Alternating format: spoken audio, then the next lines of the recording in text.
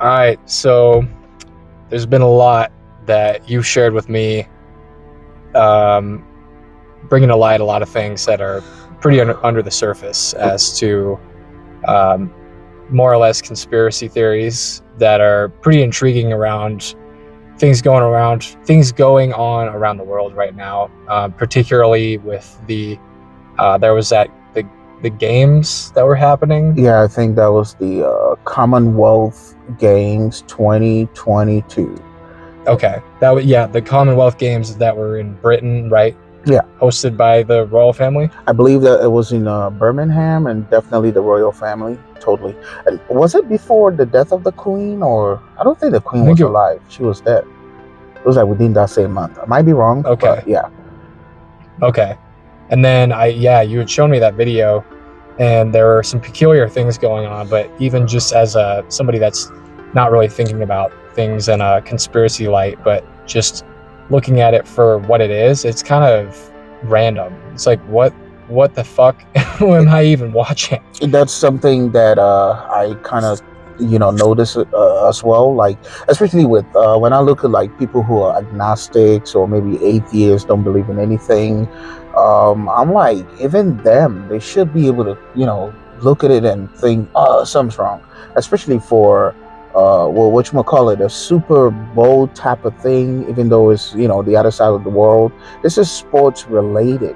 Mm-hmm. And they got like all these symbols in there, starting off with crystals that signifies Lucifer and the fallen angels, just shooting straight to earth. And I believe the crystals was hidden in between asteroids or something like that, and then they hit the earth just like they fell, and these crystals were picked up by something they call dreamers. Let's have a look at the dreamers. Let's look at them. Connecting us with every corner of the world and with one another. It's been a dark period in our lives, but tonight we're going to sprinkle a little stardust on the ceremony. The death of a star in the outer universe and the shards of light from its demise are heading straight for us.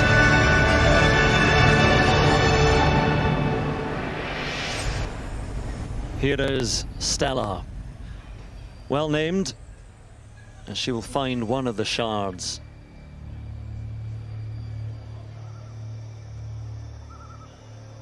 Now, I'm no Brian Cox, but I'm told that the death of a star can trigger the birth of other stars, and I reckon this one is going to do just that.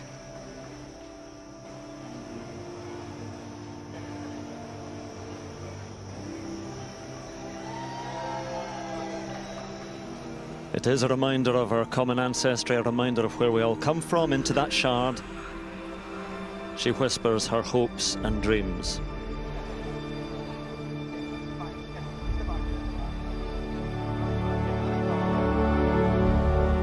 It's times of darkness.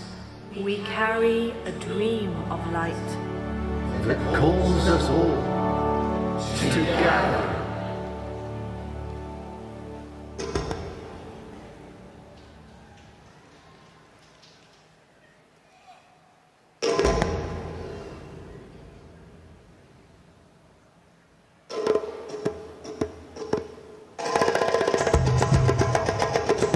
The African Sakara drums beat, sending out the call to gather from the Alexander Stadium.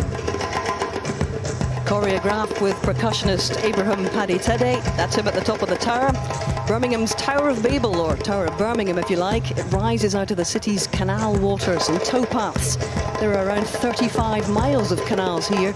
Its waterways a key part of the development in the Industrial Revolution.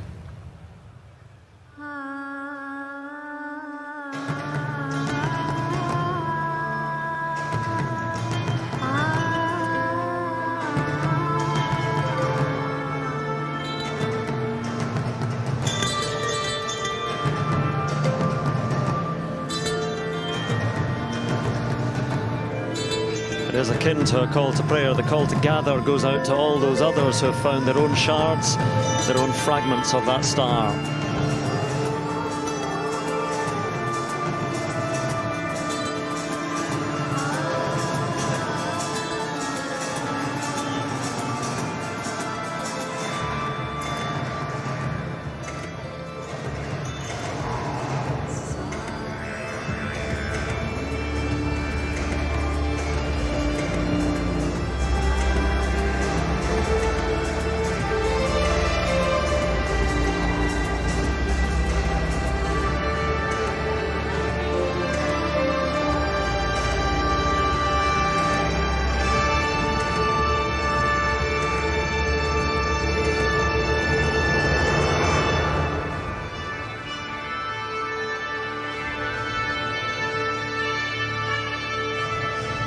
So the word goes out from the top of the bull ring, from the top of the beautiful Birmingham Library, and Old Joe, the tallest freestanding clock tower in the world. It's time to pack your things.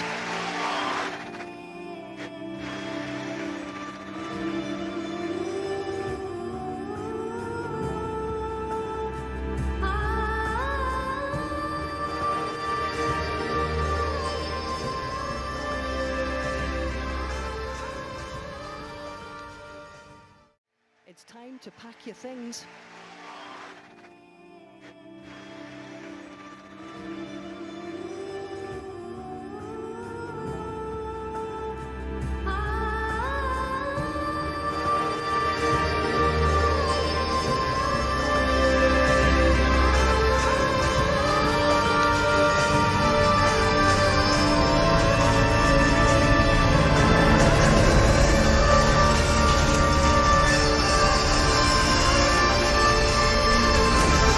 The shards as beacons of hopes and dreams were inspired by a conversation with Qadar Abdul Ali. Well, for the last 2 years we've been locked down in our houses, our villages, our cities and our countries. Now we can travel again and meet up in new neighbourhoods. In fact, we're building a new neighbourhood here. How's this for a courtyard of the Commonwealth?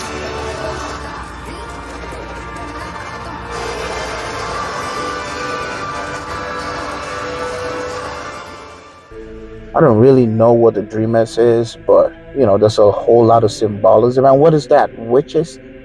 They got like what, witches performing or Trump pulling a bull, and they're not even ashamed. They call it the bell in there. And for Christians, this is really scary because you know this is prophetic. It's been written for so long ago. Like they got the Bill God that people used to do child sacrifices to. This is a God that drinks the blood of babies. And in this new day and age, we got the Roe v. Wade thing going on where a whole lot of good people talking about, I mean, this is a very sensitive topic, but we got a whole lot of good people saying, oh, my body, my choice and stuff like that. But behind the scene, who is really controlling this? And that's where it raises a lot of questions to me where I'm like, if only these people knew, are they going to have a different thought about this whole thing? You know what I mean? Like, this is super sensitive, but at the same time, we wrestle not against flesh and blood, but we're dealing with, principalities in higher places. These are demonic entities. And sometimes it makes me wonder, like, who's at the top of the government?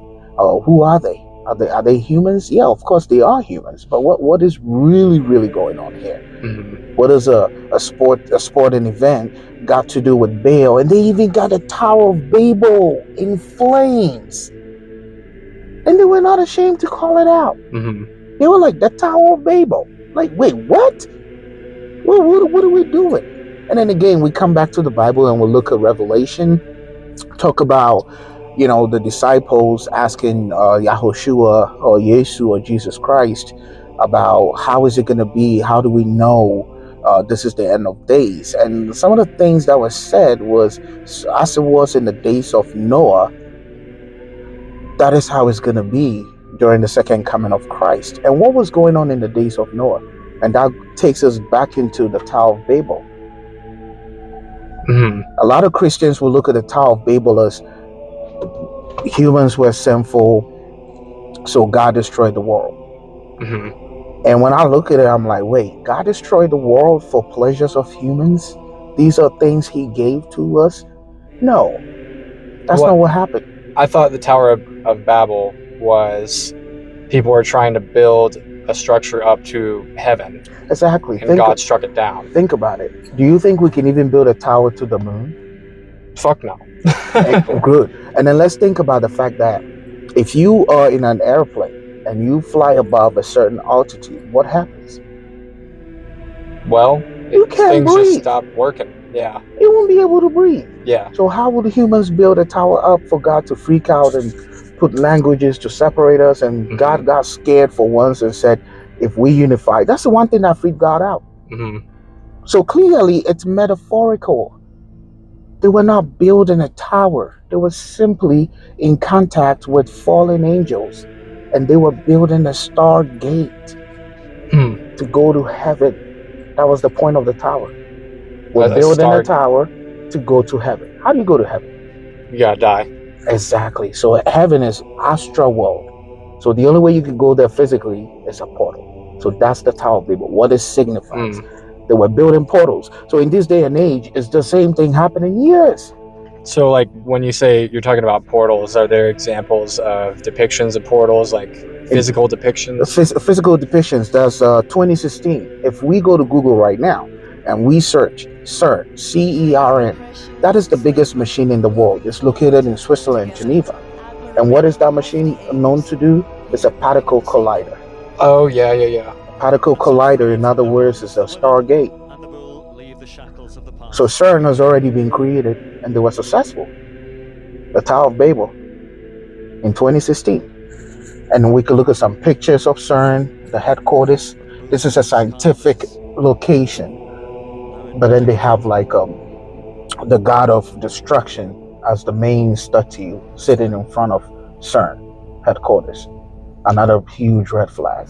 I thought CERN was something that, like, if a particle collided like that, or I thought, is it particles colliding or atoms splitting? Yeah, same thing. I thought that would create a nuclear reaction. So they're trying to create the Big Bang. So why the fuck would they try to create that on Earth? Thank you. Exactly.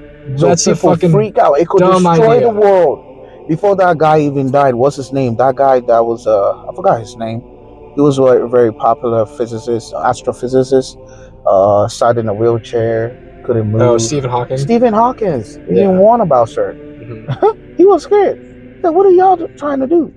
Yeah. Stephen Hawking sounds like he's been reading a lot of Stephen King. All of a sudden, everything's out to get us. Except with Hawking, us is the universe. Hey everybody, I'm Patrick Jones and welcome to Buzz 60. The God particle is basically how anything we know is able to have mass. It was confirmed to exist at the Large Hadron Collider in Europe. Hawking thinks the God particle not only has the power to giveth mass, but it can taketh away as well. Hawking says theoretically he thinks the God particle is very unstable at high energy levels, like those created in a large collider. Professor thinks it could break down and spread out, collapsing time and space onward, and we wouldn't see it coming. Basically, death to everything we know would spread outwards at the speed of light. The good news is that in order to get to that level of energy, the collider would need to be the size of Earth. As for humanity, if Hawking's right, he just raised the bar for our level of destructiveness. We're very good at torching Earth. Now we know we can ruin everything that is or ever would be. I don't want to brag, but God left a lot of survivors with his flood. Buzz 60, now you know, pass it on. So I believe, that's just my conspiracy belief, that yeah, they have been successful and the portal has been opened. The reason I'm saying that is, let's just look at the number of sightings in this day and age. UFO sightings? Yes. Over the last several months, there's something unexplainable appearing in the night, from the skies over Missouri to above the Pacific Ocean. It's not a satellite and it's not a meteor. All baffling pilots mid-flight. I don't know what the common denominator is, but it's always at the bottom of the Big Dipper. Mark Holsey is a former F-18 fighter pilot. This August, he was piloting a private jet off the coast of Los Angeles when he says he saw as many as 7 mysterious objects appearing to fly thousands of feet above him. This is audio from that night alerting air traffic control. They going around in circles, so maybe 3 aircraft. Roger, yeah, I don't know. You're not entering any military airspace or anything, I'm not sure. The clip obtained by Ben Hansen, a researcher who has spoken to dozens of pilots of commercial flights that have recently had similar encounters. So it seems like it might be getting more frequent? It's either getting more frequent or it's getting noticed more. Okay, there it is. But while no one seems to know what they're seeing, Holsey is sure these fast-orbiting objects aren't satellites or any known military aircraft. There's nothing that flies that high. So the odds of it being a military aircraft doing high G loads like that, it's impossible. It's completely impossible. Does this phenomenon seem to be under intelligent control? That's the only thing it could be. I mean, it's either artificial or biological. It all comes on the heels of a congressional hearing earlier this year where intelligence officials testified for the first time ever that there were about 400 new sightings of unidentifiable objects, adding UAP reports are frequent and continuing. Any idea what they are? No, I do not. Okay, strange. And this latest wave of sightings from pilots could be just the beginning. I bet my life on it. There are many more pilots and a lot more videos that are going to come out. I know this is going to happen. I know it is. And Gotti, you mentioned that there's a government report that is expected to come out. What do you think will be in that?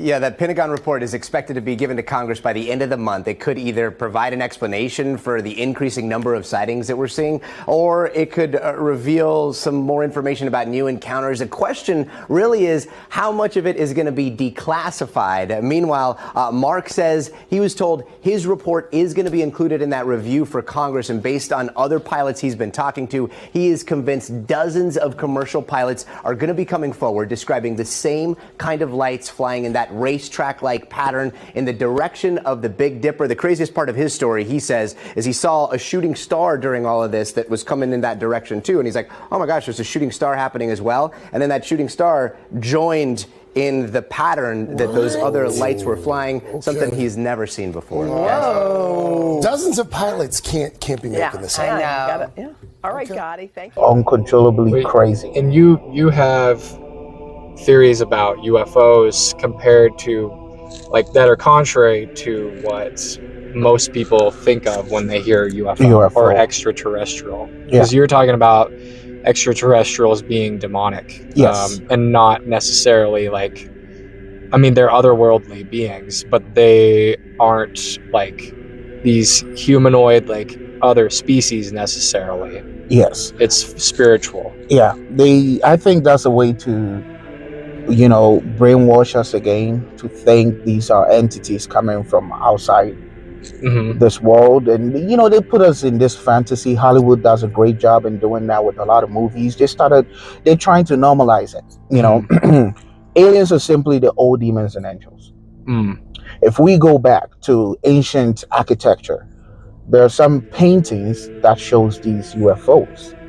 And even if in the Bible, we have prophets like Elijah describing God when he had an encounter with God, and he described UFO. So this day and age, we call it UFO, but back then they call it as it was: demons and angels, angel encounter or demonic encounter. So now we live in a day where there's so many UFO abductees stating that they were about to get adopted and mention the name of Jesus, and it stopped. Okay. But you had just mentioned, like, with Elijah, describing him meeting God. And God, in that sense of what you're talking about, being synonymous with what a UFO is, as what we understand it, but then calling out Jesus' name in front of these beings makes them go away. But if God is a UFO, then what does that make Jesus? So simply, if you understand where demons come from, then you will know demons are angels by falling. Right. So there's a term for them now, demons. So that means they all lived in one place, one astral world, which, let's just use heaven. They all lived in heaven. So does that make sense? That God is also coming in a craft that is a UFO, because this is their world. This is who they are. So they're all part of that ufology world. So people might have an encounter with good angels and bad angels, which are the demons. But either way, they look like UFOs. Right. So UFO is a way for you to understand it. You meaning the modern age person. We're used to television. We're used to seeing aliens. So that makes you understand it very easily. It kind of allows your brain to grasp the concept of angelic beings. So without bringing UFO into it, it's really hard for people to think about what an angelic being will look like. And it's, again, the rabbit hole is so deep that we'll look at people who take mushrooms will tell you, some experiences, like godlike experiences. And then people who are adopted will tell you the same experience, just like someone taking mushroom. And someone that had an NDE, which is the near-death experience, would also tell you the same thing. They'll have a what? NDE, near death.